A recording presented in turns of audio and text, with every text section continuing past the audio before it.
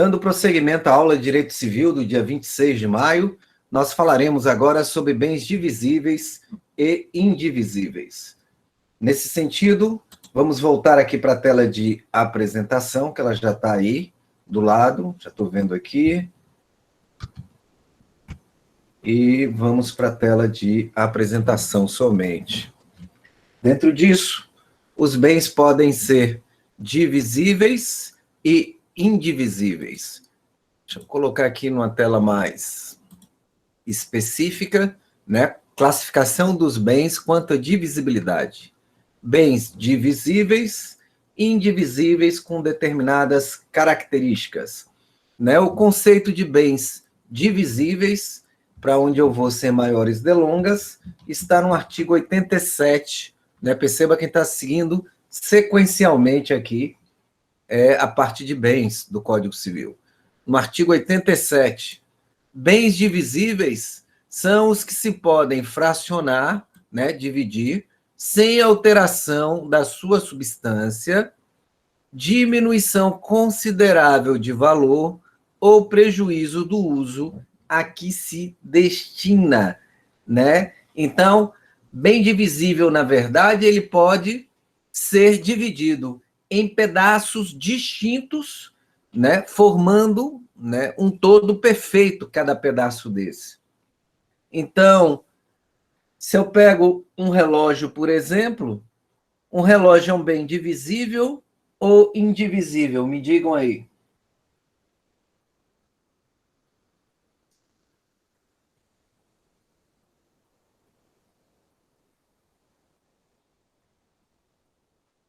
Né? Então, prestem atenção no conceito, né? Se eu fracionar um relógio, cada pedaço desse relógio é uma unidade autônoma e independente? Né? Não. Então, por isso que ele é considerado indivisível, certo? Então, nessa questão também, isso já tinha no Código de 16, e o Código Civil também, né? Ele colocou, porque perceba o relógio aqui, ó. Se eu divido, né, o relógio, ele não vai prestar para o que servia antes. É diferente de eu dividir um pão, né? Um pedaço de pão continua sendo pão, mesmo que seja um pedaço menor. E esse código que substituiu o de 2016, o Código Novo, ele também colocou essa situação aqui, diminuição considerável de valor. Então, isso aí entra no exemplo que alguém deu no início aí, né? Digamos, um brilhante, isso até é um exemplo que tem lá no Carlos Roberto Gonçalves, né? Um brilhante, ele, digamos aí que ele tem 10 quilates, se eu divido ele em 10 brilhantes, cada brilhante desse, cada pedacinho, né, vai valer muito menos do que 1/10 do brilhante inteiro, né? Porque quanto maior é o brilhante, mais caro ele é, e não tem proporcionalidade.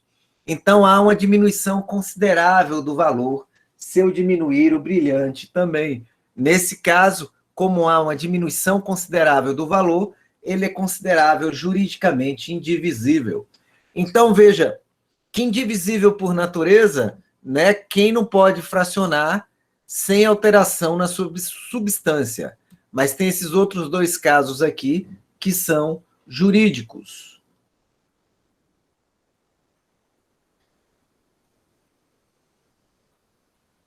Além disso, né, nós temos casos aí em que, basicamente, a própria lei estabelece que algo não pode ser dividido. É o que a doutrina chama de indivisibilidade por determinação legal, certo? Dentro disso, nós temos aí um exemplo do artigo 1386 do Código Civil. Ele estabelece lá que servidões prediais não podem ser fracionadas, assim como hipoteca e outras coisas mais. Por exemplo, o direito dos herdeiros, né, a herança até a partilha é considerado um bem indivisível. Por isso que isso ocorre através, quando eu quero passar algo para outra pessoa, né, eu faço uma cessão de direitos hereditários, porque eu não sei qual é o direito especificamente até que haja a partilha.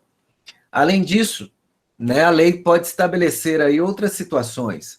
Nós temos a lei 6766 de 79, e aí eu trabalho muito com ela em meio ambiente, a lei do parcelamento do solo urbano.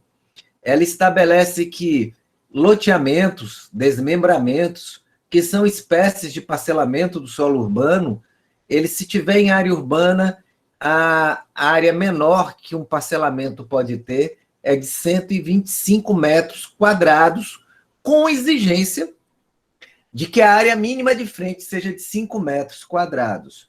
Né? Então, o menor lote num parcelamento ou desmembramento, ele vai ter 5 de frente, né? E para ter 125, vai ter 25, né? Isso aí, vai ter 25 metros de comprimento. Tá? Então, quem trabalha em cartório sabe que em projetos de loteamento e desmembramento não podem ter lotes menores do que 125 metros quadrados. E tem bens, né, que são indivisíveis pela vontade da parte. Então, assim, embora naturalmente divisíveis, né, as partes podem estabelecer que esses bens não seriam divididos. É o caso, por exemplo, né, de alguém que é coproprietário de um bem, estabelece que ele não possa ser dividido, né? Mas o prazo máximo de divisão, de indivisão de um bem por vontade das partes é de 5 anos. Certo? Imagine que eu e um de vocês, a gente compre um apartamento em condomínio, condomínio no sentido da palavra, de ter 2 proprietários, e que nós 2 sejamos proprietários do apartamento inteiro. Então, eu não tenho um pedaço do apartamento, eu tenho uma cota sobre direito de propriedade do apartamento, que é 50%. E a gente estabelece que esse apartamento não pode ser dividido, né, durante 5 anos. Então, embora seja teoricamente possível, né, se vender fracionado, nesse caso, por 5 anos, não vai ser possível extinguir esse condomínio em função disso. Tá? Então, por isso que nós temos aqui no resumo da tela bens indivisíveis por natureza, por determinação legal e por vontade das partes. Até aí, algum questionamento? Deixa eu ver, dentro desses esquemas, ok? Nós temos aí bens singulares e bens coletivos.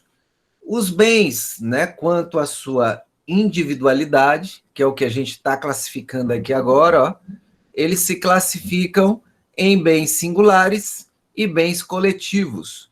Os bens singulares podem ser simples e compostos, e os bens coletivos podem ser universalidades de fato ou de direito, certo? E, seguindo a ordem do Código Civil, nós temos aqui que são singulares os bens que, embora reunidos, se consideram de per si, né? Eles não perdem a característica de individual deles, não perdem a individualidade. Então, um cavalo vai ser sempre um cavalo, mesmo que esteja reunido com outros cavalos. Uma árvore vai ser sempre uma árvore, né? E por aí vai. Uma caneta, enfim. Né? Agora, ao problema da árvore, né, novamente, né, do cavalo também, mas eu volto para a árvore. A árvore pode ser um bem singular se eu estou olhando a árvore, né? Mas a árvore pode fazer parte de um coletivo. Né? Qual é o coletivo que a árvore pode fazer parte?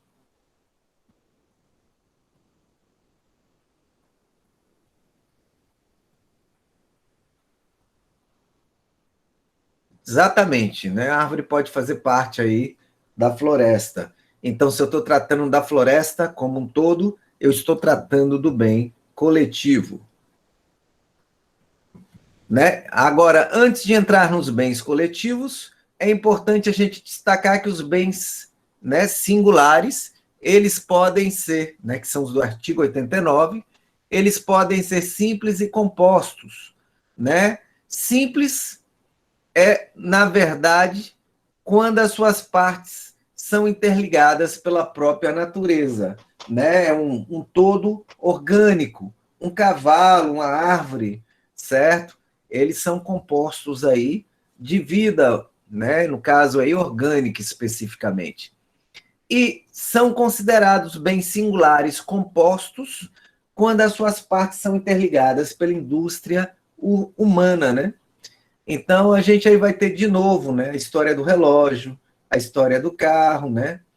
E aí a gente tem basicamente que nós podemos ter partes integrantes ou partes componentes. Partes componentes, quando são separadas do todo, elas perdem a individualidade delas, né? Dando o prosseguimento, nós temos naquela apresentação os bens coletivos, como universalidades de fato e de direito, né? E o que é um bem coletivo? Ele é composto de coisas singulares, né? São os conjuntos.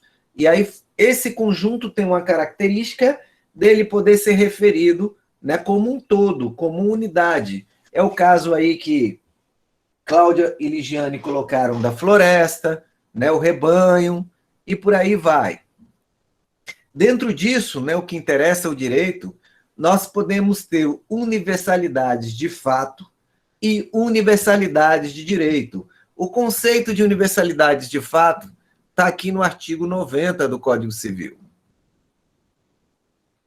Constitui universalidade de fato a pluralidade de bens singulares que permite à mesma pessoa, né, que tenha, né, pertinentes à mesma pessoa e que tenham destinação unitária. Então, isso é universalidade de fato. Repito, como a manada, como a floresta, e por aí vai, né? Os coletivos da vida. Já, né, universalidade de direito, ela não vai ser uma coisa no mundo real, né? Ela vai ser um complexo de relações jurídicas de uma pessoa específica, física ou jurídica, dotada de valor econômico. Alguém me dê um exemplo de universalidade de direito.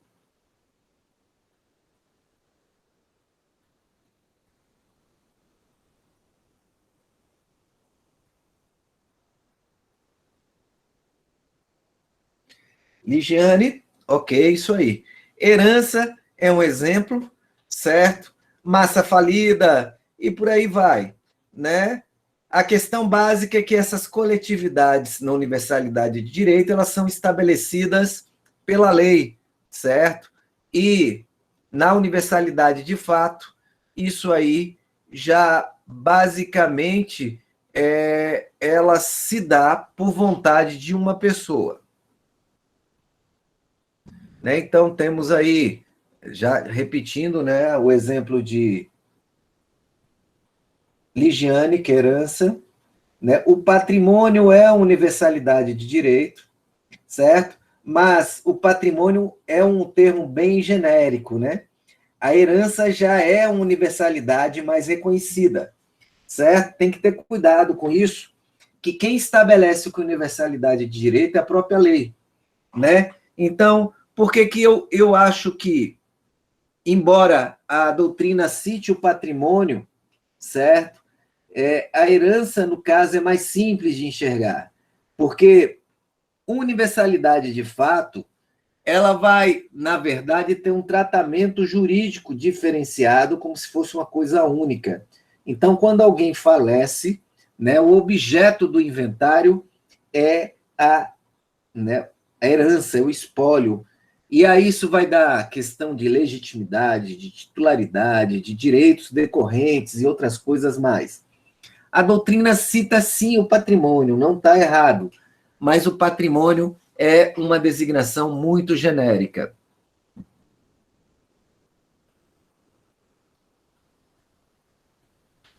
dando prosseguimento à nossa apresentação. Deixa eu voltar para ela aqui. Ok. Deixa eu ver qual é o próximo ponto. Não. A gente volta para aquela primeira tela para esgotá-la. Só lembrando aqui, viu, pessoal? Rapidinho, né? Tomem cuidado, porque, poxa, professor, muita classificação, certo? Eu repito, isso cai demais em concurso. Tem que ter cuidado. Então, olhe, nós falamos da classificação dos bens imóveis, que demorou uma aula inteira, bens móveis, bens fungíveis, infungíveis, consumíveis, inconsumíveis, bens divisíveis, indivisíveis. Tome cuidado, ó. Embora esteja no mesmo tópico, são coisas diferentes, fungível e consumível. Falamos de bens singulares e coletivos. Dentro dos últimos, das universalidades de direito e de fato. Ah, por falar em universalidade de direito, né? Nós temos o condomínio. É uma coisa tão pertinho da gente, condomínio é universalidade de direito. E perceba que a gente acaba dando uma vida própria para ele. Condomínio não é uma pessoa jurídica, é uma universalidade de direito.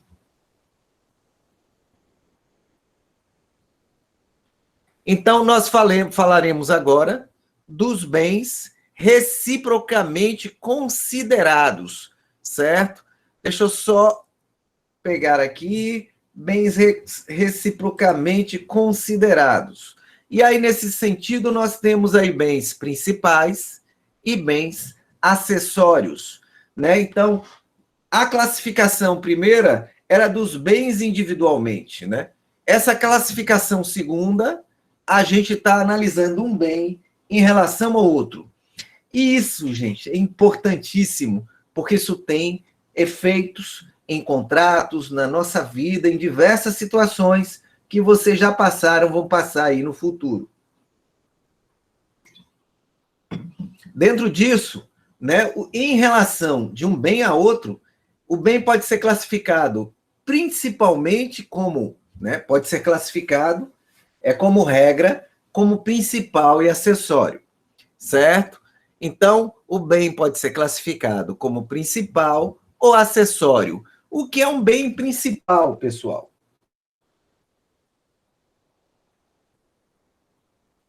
O que é um bem principal, pessoal?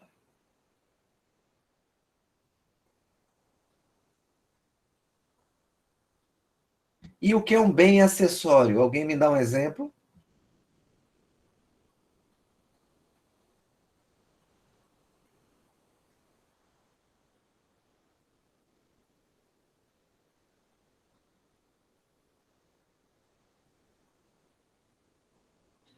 Então vamos lá. Bem principal que tem existência própria, autônoma, né? Ele existe independente de qualquer outra coisa. Acessório, né? É aquele que vai depender, obviamente, do primeiro, que é o principal. Então, se eu estou analisando o solo e a árvore plantada no solo, né? Então, perceba que é relação, viu, Hugo? Veja o meu exemplo. O solo e a árvore plantada no solo. Quem é o principal e quem é o acessório?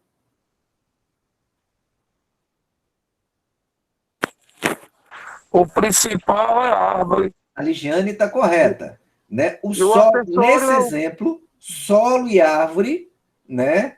O solo é o principal e a árvore é o acessório. Árvore, gente, olhe, vocês vão lembrar sempre de mim. Árvore é um problema em direito civil, viu? É a coisa mais linda em ambiental, mas em direito civil é um problema. Você quer ver como o Hugo está certo também? Eu mudando o exemplo? Hugo, se for uma árvore em relação aos frutos da árvore, a árvore é o bem principal. Os frutos são acessórios. acessório Percebeu dos filhos. que isso é sempre uma relação, certo?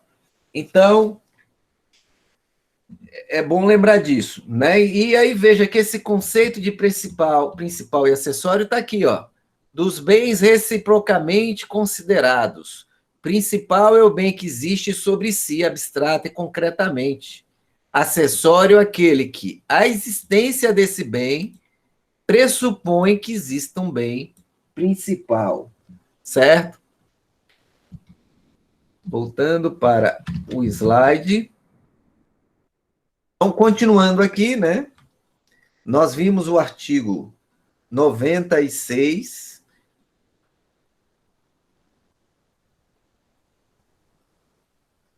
Perceba que essa relação de principal e acessório, ela pode ter, inclusive, em direitos pessoais e reais, né? Então, eu vou pegar um contrato de compra e venda e vou pegar um instituto que se usa nesses contratos às vezes, que é o que Alex falou aí, fiança, né? Então, olha, eu tenho um contrato de compra e venda e tenho o Instituto da Fiança. Tem relação que vai ficar nesse contrato de compra e venda. Existe uma relação de principal e acessório entre esses dois institutos jurídicos? Nesse contrato específico? Então, Ligiane, Islânia, todos corretos, certo? Quem é o principal?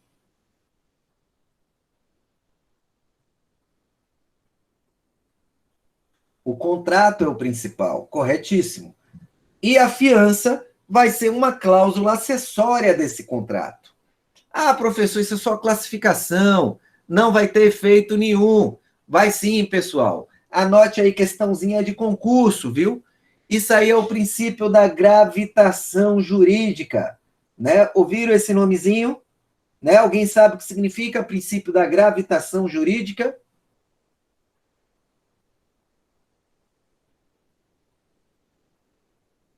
Vou dizer de um outro modo, né? Cai no concurso assim, mas vou dizer de um outro modo e vocês vão entender.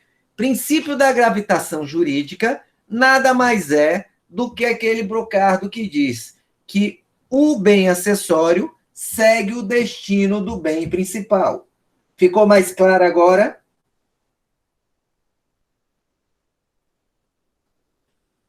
E como é que isso funciona, professor? Vamos pegar aí o nosso contrato de compra e venda e a fiança, certo? Se o contrato de compra e venda for nulo, né, subsiste a cláusula da fiança?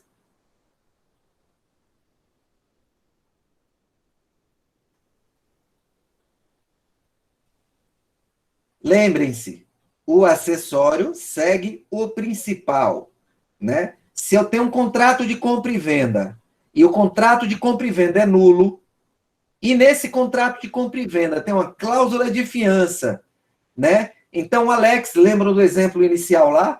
O Alex, que era o fiador, né, quando foi acionado, descobriu que o contrato de compra e venda era nulo, né, e conseguiu anular o contrato de compra e venda. Aí fica a pergunta: a cláusula que estabeleceu a fiança para o Alex, ela ainda é válida ou ela é nula também?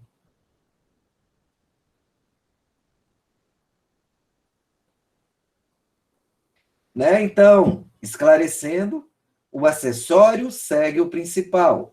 Se conseguiu anular o contrato de locação, né, nesse exemplo do Alex, obviamente o acessório também vai ser nulificado, certo? Então, perceberam como isso é importante?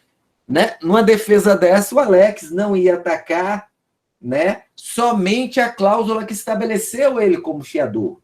Alex poderia atacar o contrato todo, porque se provasse que o principal era nulo, não subsistiria o acessório, certo? Só tomar um cuidado, Ligiane, que a gente vai falar nas próximas aulas, né? Existe uma diferença entre anular e nulificar, certo? Que é a diferença entre anulação e nulidade.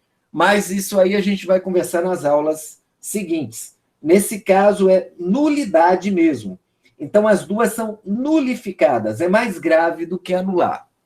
Só para você saber a priori, né? Aí você pergunta: professor, e pode ser possível que o acessório não siga o principal? Sim, né? Se as partes convencionarem que o acessório não vai seguir o principal nesse caso, certo? Isso para algumas situações concretas, né? Outra regrinha básica: a natureza do acessório é sempre a mesma do principal, né? Então, uma árvore, teoricamente, é um bem móvel, né? Mas se ela está plantada em cima de um imóvel, ela se torna imóvel por acessão intelectual ou natural, certo? Isso a gente já tinha falado. Que segue o destino, já tínhamos falado, né? E uma outra característica é, né? O proprietário do principal é proprietário do acessório, certo? Pé de manga, gente. Cai a manga no chão. De quem é a manga?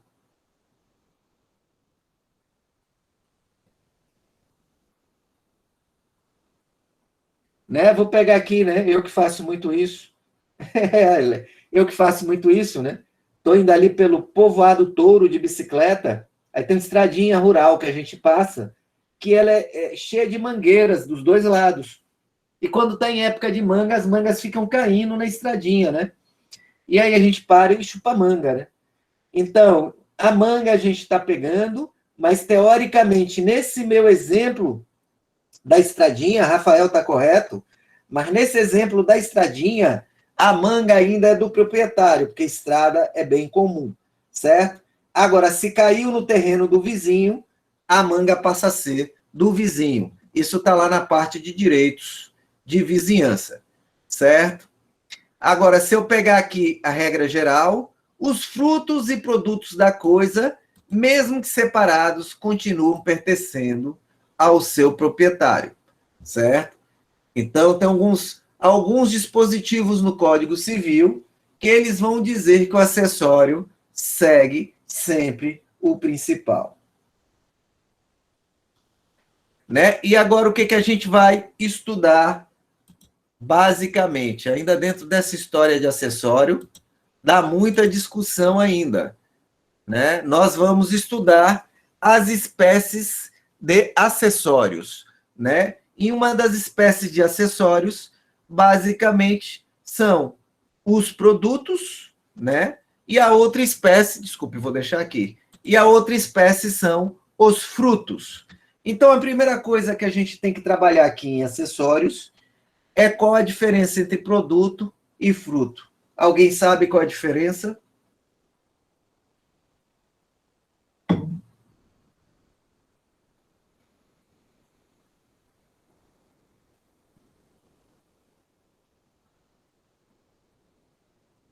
Aqui no fruto.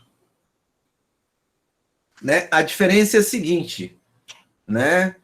O produto, né? Você quando extrai o produto, que é acessório da coisa principal, você está alterando a coisa principal, você está diminuindo a qualidade dela, certo?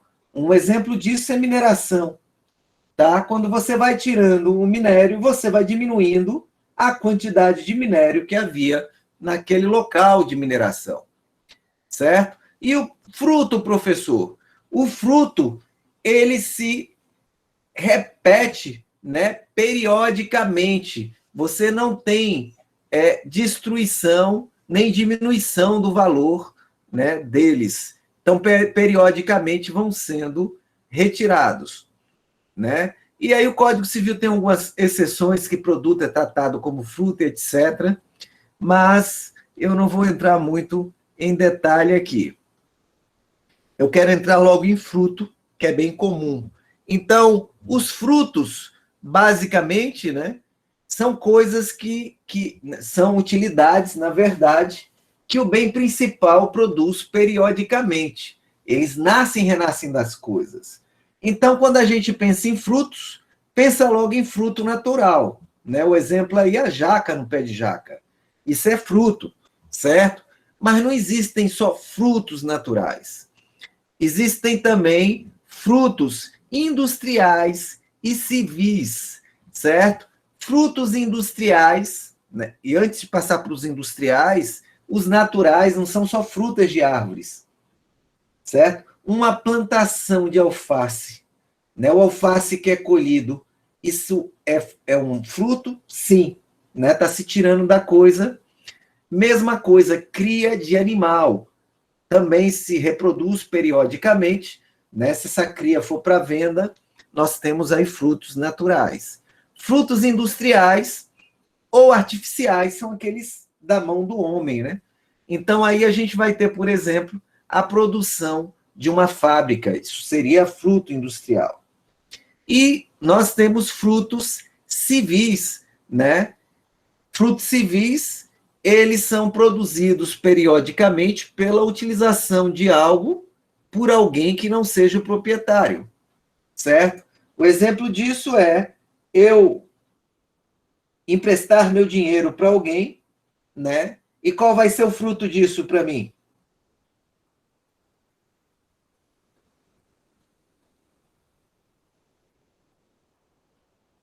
Né? Ou seja, que fruto o dinheiro pode dar? Que é fruto civil.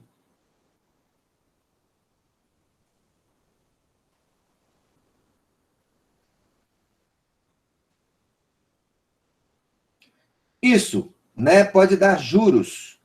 Então, meu dinheiro vai continuar lá, mas vai dar juros. E aí, esses juros, teoricamente, né, é o rendimento produzido exatamente porque alguém está usando uma coisa que é minha, que é o meu dinheiro, certo? Ah, professor, mas não tem desvalorização? Aí já é a correção monetária, outra história, né? E se alguém está usando um imóvel meu, qual seria o fruto civil desse imóvel para mim, né? Em relação a esse inquilino que, no contrato de locação, está usando meu imóvel? Exatamente. Então, percebam, né, como é ampla, né, aí Diana, Ligiane, Alex, como é amplo, na verdade, o escopo, né, do que seja fruto. Repetindo, nós temos aqui, olha na tela, frutos naturais, que vai desde uma fruta, né, desde um vegetal, até uma criação de animais. Nós temos frutos industriais ou artificiais, que é feito pela mão do homem, e nós temos frutos civis, né, aluguel, juros, e por aí vai.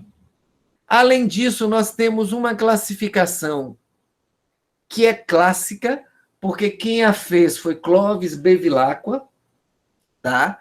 E classifica quanto ao estado os frutos em pendentes, percebidos ou colhidos, que é a mesma coisa, estantes, percipiendos e consumidos. Isso aqui mesmo já caiu muito em concurso para mim, ó. Então vamos lá, o que é um fruto pendente? Me ajudem aí, né? Então, como o fruto pode ser a maçã, né, no pé de maçã, pensem num fruto natural mesmo, e aí vão me dizendo. Né? A gente está pensando aqui num pé de manga, né? A manga em relação à mangueira. Né? O que seria um fruto pendente em relação a essa mangueira?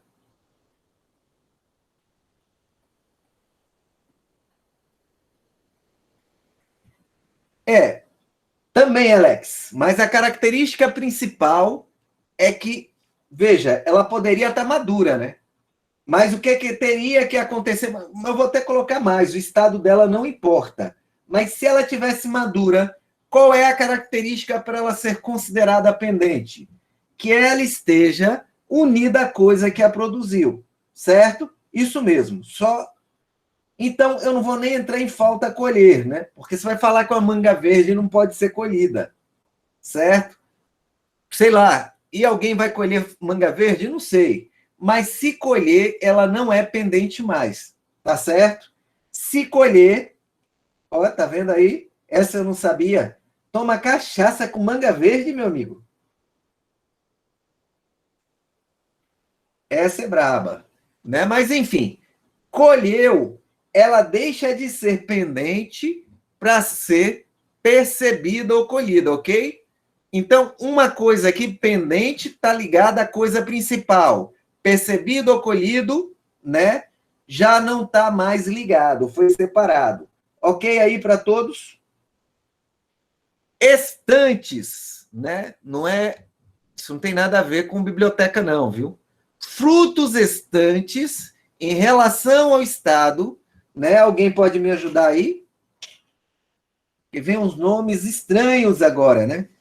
Então, veja, um fruto ele foi colhido. ele já é percebido, né? A próxima etapa é ele ficar estante. O que é um fruto estante?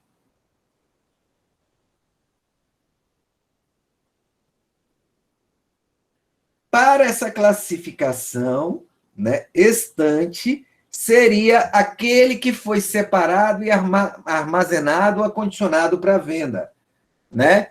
Então, ele está separado, armazenado, viu, Alex? E disponível para venda, certo? Então, você está trabalhando com manga, né? Eu tirei a manga do pé, eu lavei, eu coloquei no saquinho, na caixinha, e ela já está pronta para ir para o mercado consumidor. Ela está separada. Estante tem a ver com separada e armazenada, ok? Percipiendo, pessoal. Percipiendo é aquele fruto que já poderia ter sido colhido, né? Mas não foram ainda, né? Então, percipiendo é o fruto que já poderia ter sido colhido ou percebido e não foi ainda. E que exemplo o senhor tem aí, professor? Né? Digamos que a manga, né? Se eu pegar a manga aqui, ela tem um ponto ideal para você tirar do pé. Você não pode deixar ela ficar totalmente amarela, né? Exatamente, Fábio, obrigado. Né? Com tanta explicação, e Fábio foi na cabeça. É isso mesmo. Passou do ponto. Percipiendo, né? A manga passou do ponto e ela já era para ter sido colhida, certo? Então, isso é um fruto percipiendo. Professor, e como é que isso se aplica, por exemplo, em fruto civil? Simples, né? Você já poderia ter recolhido os juros do mês passado, porque ficou no contrato de você avisar, né, ao mutuário que qual dia e local que deveria ser depositado, e você não se preocupou com isso. Mas você já tem direito a esses juros há 10 dias atrás e não quis pegar. Então, isso é um fruto civil percipiendo, como diz o Fábio aí, vale para esse exemplo também, passou do ponto, né? E só para lembrar vocês, Orlando Gomes, que inclusive é um autor que eu tenho aqui em casa, né? Ele considera essa classificação aqui, ó, que vocês estão vendo, como a mais importante dos frutos, porque isso aí vai dar alguma discussão posteriormente, quando vocês forem tratar de posse e propriedade, certo? Enfim, não vou entrar nesses detalhes agora. E, finalmente, né, eu acabei não falando, fruto consumido, como o nome diz, né, eles já foram utilizados e foi destruída a substância deles, certo? Alguma dúvida sobre essa classificação quanto ao estado do fruto, pessoal?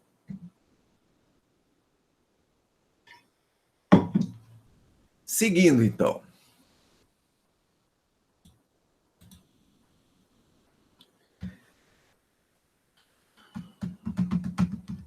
Ah, tá. Já sei porque que eu entrei aqui.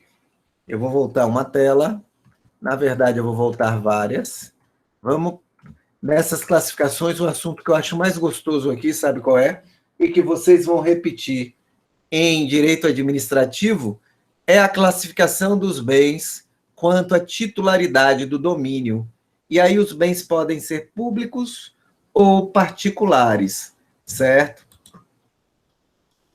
Alguém até já andou avançando nisso.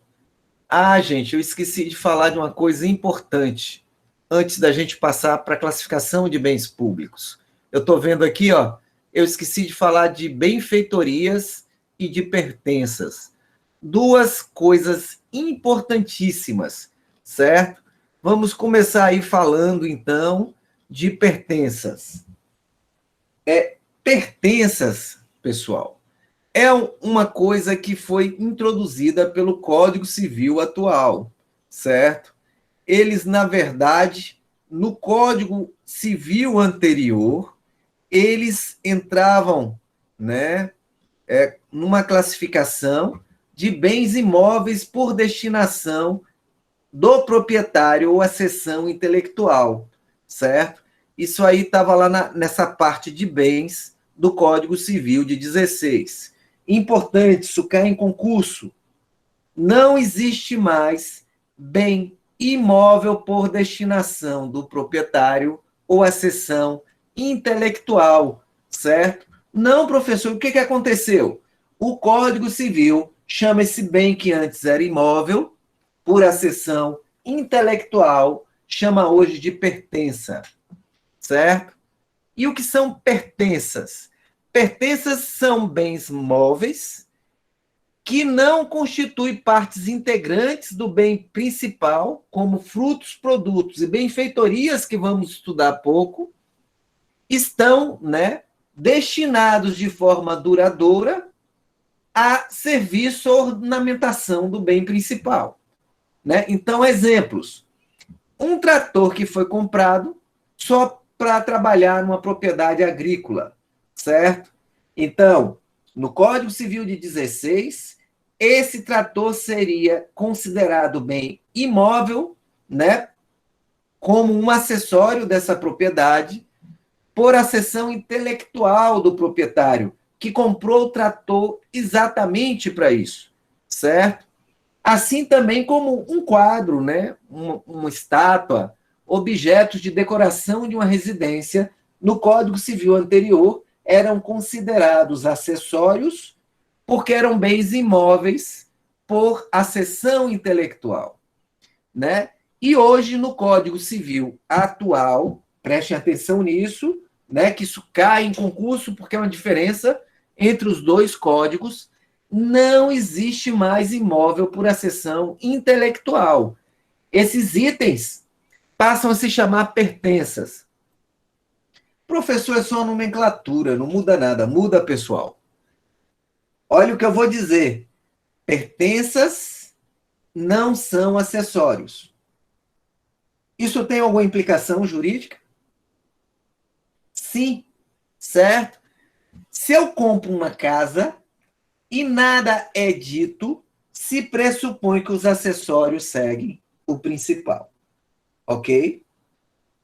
Então, se eu estabeleço lá, né, que dentro da minha propriedade eu tenho questões imobilizadas, coisas imobilizadas por acessão intelectual, se eu não fizer menção no contrato de que aquilo não entre, nós teremos aí, né, que está presumido que na compra e venda foi o trator também da fazenda, viu? Certo? Isso, como vocês já podem imaginar, dava muito problema, né? Então, o legislador atual preferiu tirar esses imóveis por acessão intelectual e criar essa classe de pertenças, né? Então, pertenças não são acessórios. Qual a consequência jurídica disso? Só vai estar dentro do negócio, no exemplo da fazenda, se o contrato especificamente estabelecer que o trator vai junto. Se não, né, se considera que o trator não vai junto. Então vamos lá para Júlio. Um computador é uma pertença? Não. Um computador, né, ele não é utilizado de forma duradoura, né, para uma casa. O que nós vamos ter aí de forma duradoura para uma casa, né? E aí é importante, nessa pergunta de Júlio, apresentar aqui o conceito do Código Civil. Olhe, pertenças, artigo 93, são os bens que, não constituindo parte integrantes, ou seja, eles não são acessórios, certo? Se destinam de modo duradouro ao uso, ao serviço e ao aformoseamento de outro, tá? Então, alguns móveis, sim, outros não. Né? Um poço artesiano. Né? O poço artesiano, viu, Cleverson? Eu já tenho as minhas dúvidas. Eu já acho que ele é acessório, né, por acessão artificial ou natural. Então, teoricamente, o poço artesiano não é pertença. Ele vai junto. Se eu comprar esse sítio, pressupõe que, mesmo que eu não tenha falado nada, que o poço artesiano está dentro. Agora, né, pegando aí o exemplo do Hugo, né, tem uma geladeira lá que só servia para o sítio, tem um tratorzinho que só servia para o sítio, certo? Isso é pertença. E aí é complicado.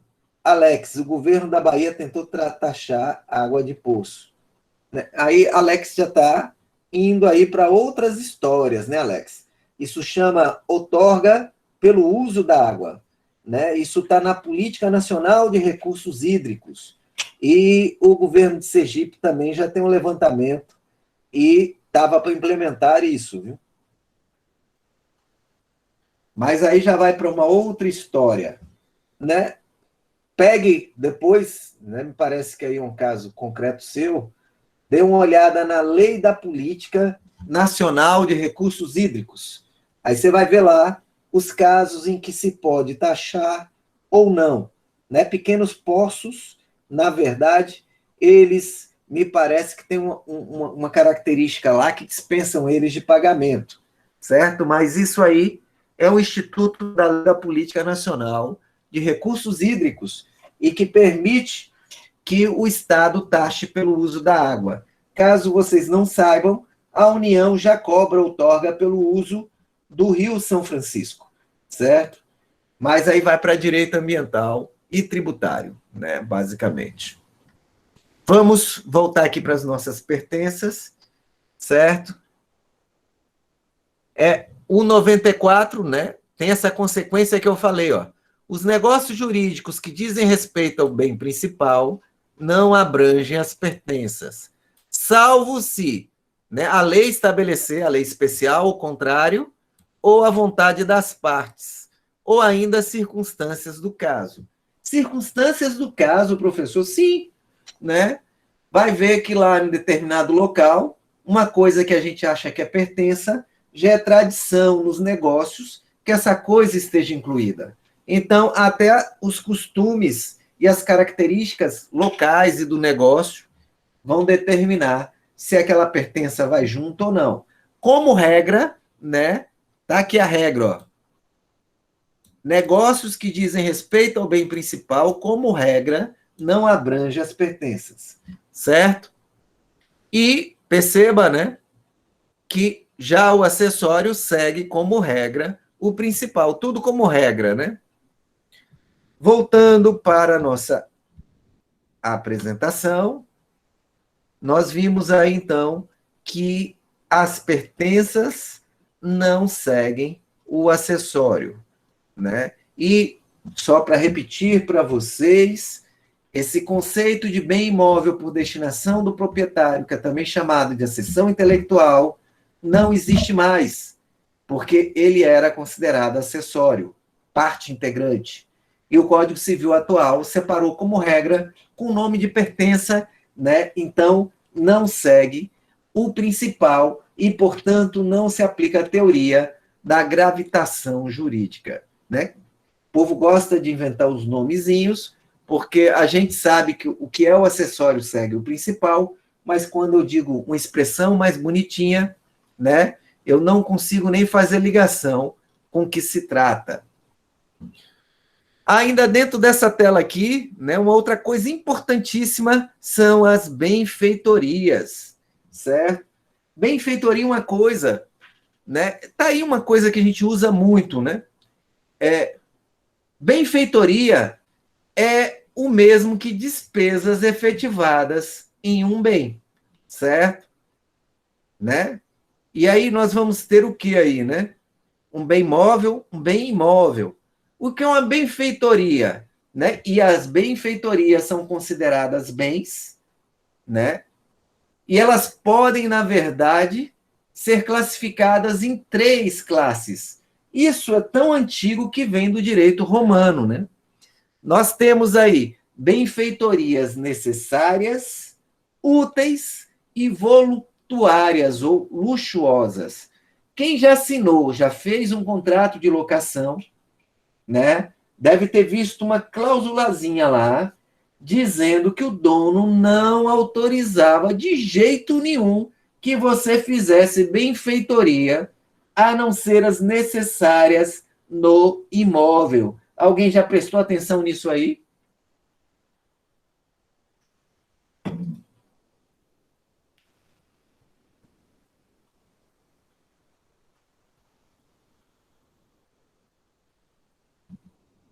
né? Então, exato, Adelso. Vamos lá, né? Qual a diferença?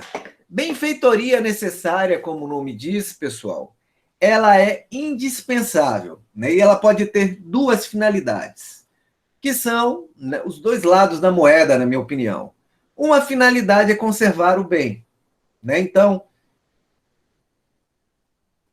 você tem, né? Você está aí com, sei lá, um apartamento alugado e você tem que pintar o portão porque está oxidando. E se você não pintar, vai deteriorar o portão todo, né? E a outra finalidade, que acaba no meu exemplo dando na mesma, é evitar que o bem se deteriore, certo? Então, as duas finalidades são conservar o bem, né? E o outro lado da moeda, evitar que o bem se deteriore. O que é benfeitoria útil? Útil é aquela benfeitoria que aumenta, né, ou facilita o uso do bem.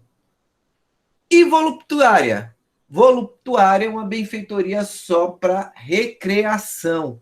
Ela não aumenta o uso habitual do bem, certo? Mesmo que ela tenha um alto valor, ou seja, uma benfeitoria muito agradável em relação à utilização do bem. Mas ela não altera o valor do bem. Vamos lá no artigo 96, só para vocês verem, né? Esses conceitos estão aqui, ó.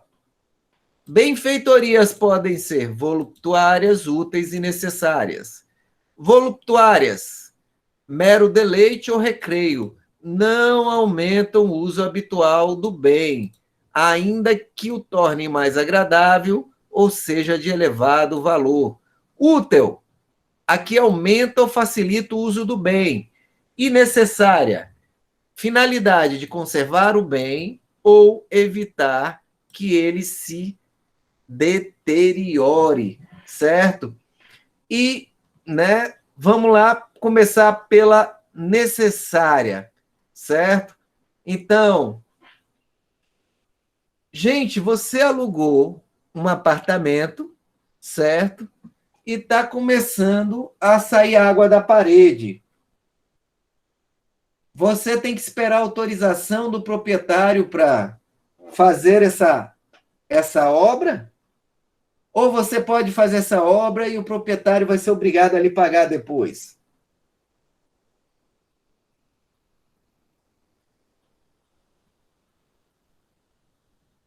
Né? Então, as necessárias, elas são urgentes. Isso aí, Adelso. Então, quando é urgente, né? Porque a conservação evitar que deteriore, né? No caso do exemplo da locação de imóveis, o inquilino pode fazer independente de qualquer coisa e o locador é obrigado a lhe ressarcir isso, certo? Elas são, né, como o nome diz, elas são indispensáveis. Por isso que são necessárias.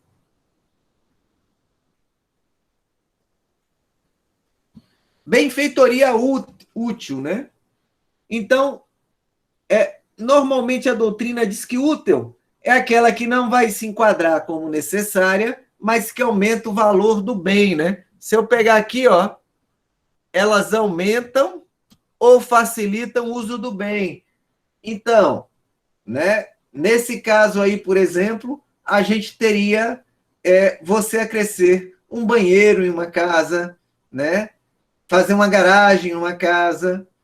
E aí perceba, né? Você pode fazer uma coisa dessa numa casa alugada sem autorização do dono?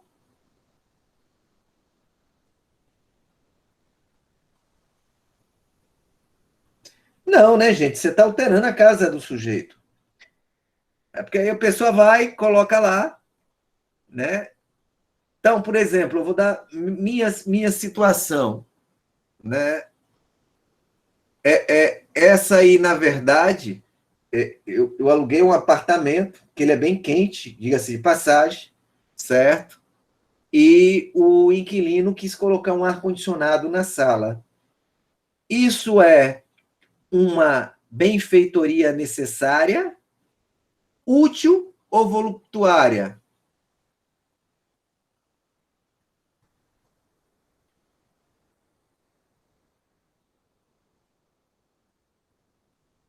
Então, o Hugo já acertou, é útil, né? Então, para que o inquilino coloque lá esse ar-condicionado, ele precisa da minha autorização, correto?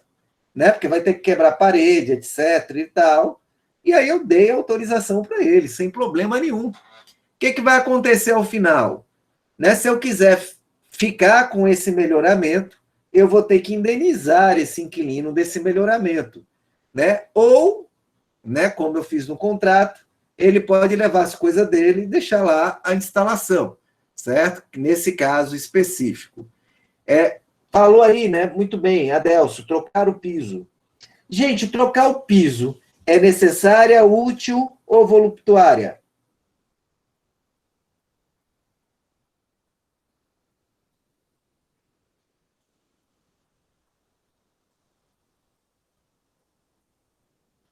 Né? Trocar o piso, a resposta vai ser depende. Isso aí, Alex.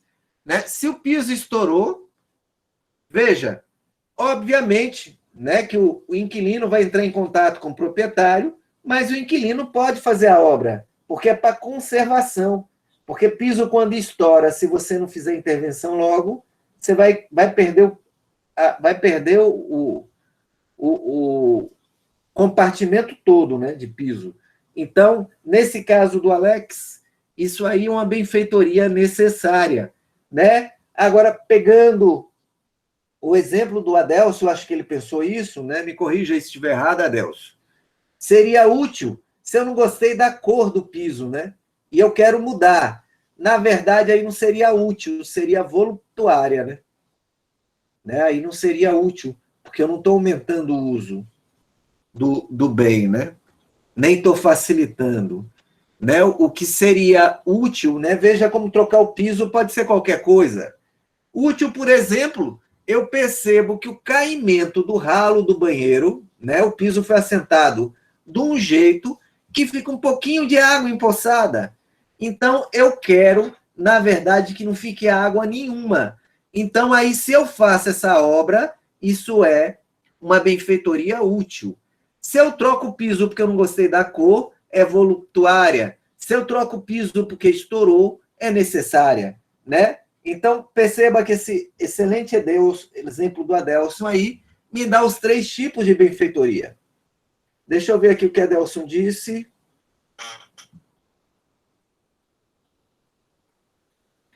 Né? Então, o ar-condicionado, Adelson, né? Olha que legal isso. O ar-condicionado é uma pertença ou um acessório?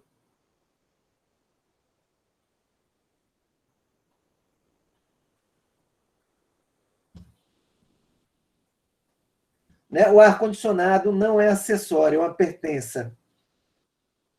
Ó, tá vendo? Né? O ar-condicionado, ele não faz parte do imóvel. Certo? Agora, vamos lá. Quando eu fiz o aluguel, eu citei expressamente que eu ia alugar o imóvel junto com ar-condicionado.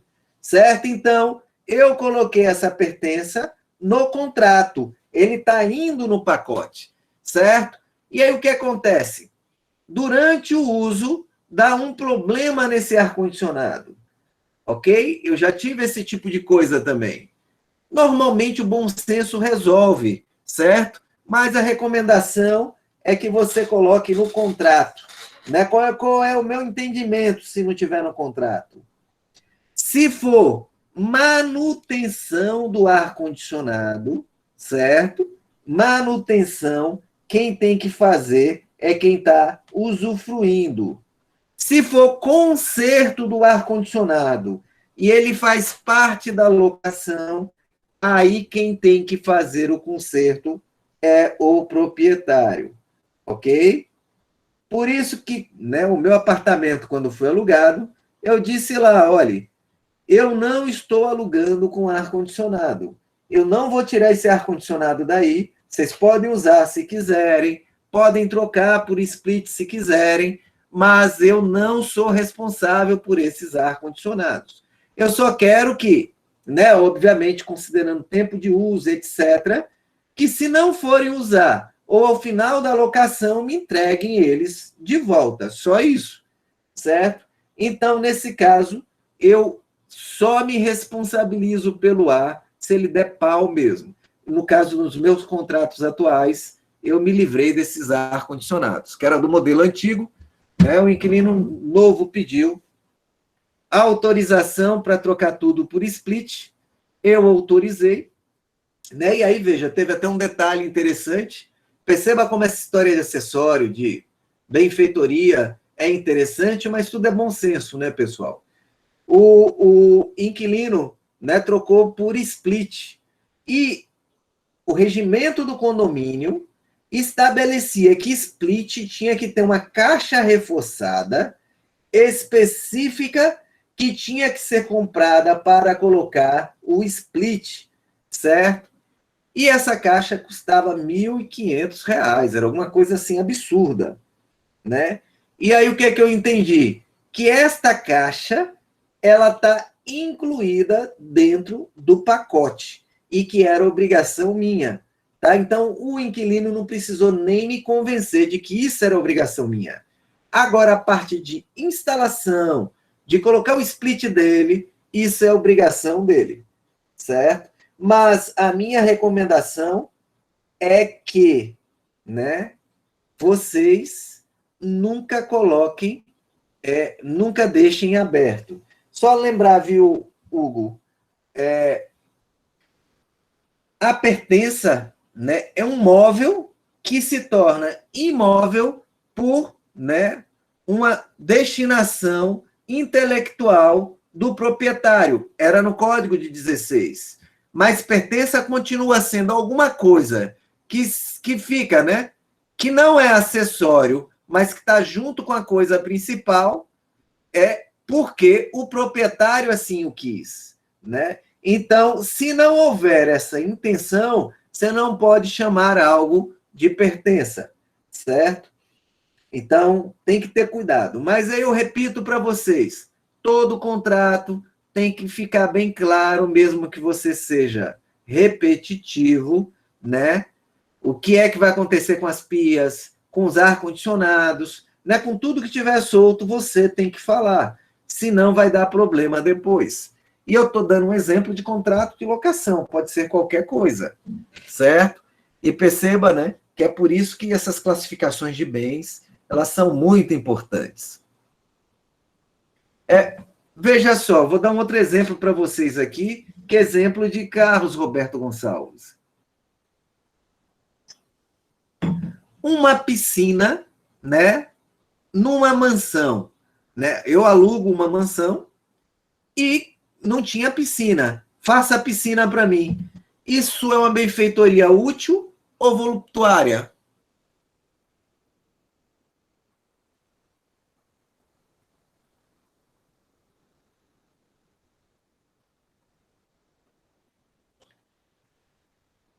Essa é interessante, porque embora o Carlos Roberto dê o exemplo, ele próprio parece que não consegue estabelecer o que é, né? Porque ela é voluptuária, porque ela estaria aqui, né? Vou voltar aqui para a tela, ó. Porque ela é para recreação, ok? Mas eu posso dizer que ela aumenta ou facilita o uso do bem? Não necessariamente, né? Mas ela aumenta o uso do bem, sim, certo? Então ela poderia ser útil também, certo? Uma coisa que eu tenho certeza é que ela não é necessária, concordam comigo? Então, nesse exemplo, o próprio autor, ele tem dúvidas. E fiquei analisando bem, realmente, a única coisa que eu posso garantir é que ela não é necessária, certo? Agora, veja outro exemplo que esse autor deu, né, para fazer a comparação, e aí eu achei bem legal. Se fosse uma escola de natação, eu aluguei um prédio para uma escola de natação. Detalhe, o prédio não tem piscina. Eu vou e construo a piscina. Isso é uma benfeitoria necessária, útil ou voluptuária? Né? Ela é indispensável para o uso da coisa. Ela é necessária, certo? Então, o importante é que a gente tem que avaliar casos concretos. Ah, professor, mas o caso concreto é polêmico. Não tem problema, é para isso que a gente vai pesquisar na doutrina e na jurisprudência, né? Porque direito civil vem lá de Roma Então, alguém, em algum momento, deve ter falado sobre isso, a não ser que a gente esteja com uma situação inédita, o que é, né, uma possibilidade, mas não é uma possibilidade grande, certo? E uma outra coisa, pessoal, a gente não pode confundir, né? Eu falei isso na aula passada, que era até um erro grave. A gente não pode confundir benfeitoria com acessão, né? E vamos ver se vocês se lembram. Qual é a diferença da acessão e da benfeitoria?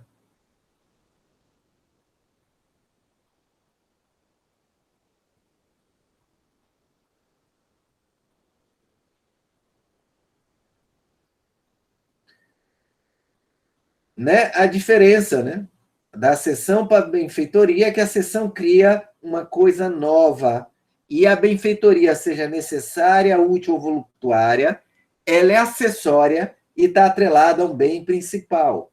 E o exemplo que eu dei na aula passada foi o seguinte, né? Imagine um terreno em relação à casa. A casa é o que do terreno? Acessão ou benfeitoria? Eu tenho um terreno nu e construí uma casa. Essa casa é uma seção ou benfeitoria?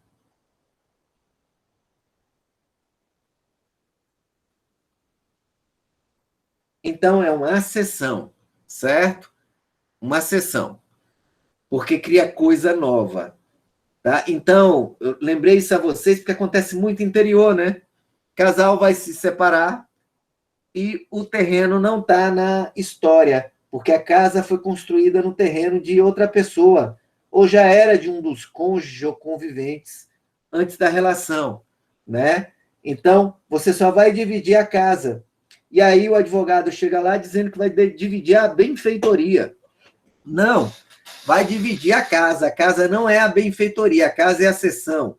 Benfeitoria seriam, né, as despesas ou obras feitas num bem existente, ou seja, aqueles que foram feitos posteriormente na casa, né? Professor, e tem caso, como o senhor falou, que é benfeitoria e não acessão? Tem, né? Imagine, né, que um cidadão já tem um terreninho e já tem uma casa com um quarto, construída nesse terreno que é desse cidadão. Esse cidadão casa, né? O cidadão casa. E aí, o que acontece? Durante o casamento, essa pequena casa de um cômodo ela é aumentada para 3 cômodos, coloca um banheirinho, uma piscina, uma churrasqueira, né? Hora de separação, infelizmente, desse casal. O que acontece? Vai dividir não o terreno, porque já era do cônjuge que tinha esse terreno antes de casar, né? Eu estou falando aqui de comunhão parcial, que só divide aquilo que foi adquirido durante a constância do casamento, os aquestos, né? Não estou falando de acessão, porque a casa já existia, né? Então eu estou falando de dividir o quê por esse casal aí? Já eu respondo você, Hugo. Né? Nesse meu exemplo, o casal vai dividir o quê, pessoal? Isso, Cleverson, né? O casal vai dividir benfeitorias. Adelson não divide a casa. Só vai dividir a benfeitoria, as benfeitorias que foram feitas. Porque quando o cônjuge que é proprietário casou, ele já tinha um terreno e a casa com um cômodo. Né? Perceba, é complicado. Né? Mas aí vai ter que verificar quais foram as benfeitorias, que é a expansão dessa casa, né? Para dividir isso, certo? Então, isso são benfeitorias. Questão do Hugo. Mansão em relação à piscina, certo? Eu alugo uma mansão, certo? E construo uma piscina que não tinha nessa mansão. Essa piscina pode ser considerada, dependendo do caso concreto, tanto uma benfeitoria útil como necessária, porque ela serve tanto para recreação, como ela aumenta o valor do bem. Certo, Gugu? E se eu aluguei um imóvel, né? E no contrato está lá que eu aluguei para fazer uma escola de natação. Ok? Detalhe, o imóvel não tem piscina. E eu não falei, ninguém falou nesse contrato, né, como seria isso. Eu, locador, fui lá, locatário, fui lá, eu que aluguei, fui lá, e construí a piscina. Nesse caso, é benfeitoria necessária, porque não existe escola de natação sem piscina, ok? Então, perceba que a destinação das coisas vão acabar definindo essa classificação. E aí a gente entraria, né, faltaria para fechar a nossa aula, essa classificação última, que é quanto à titularidade do domínio, que eu vou deixar para a próxima aula. Né? Sobre essa aula, alguém tem alguma dúvida, algum comentário a fazer?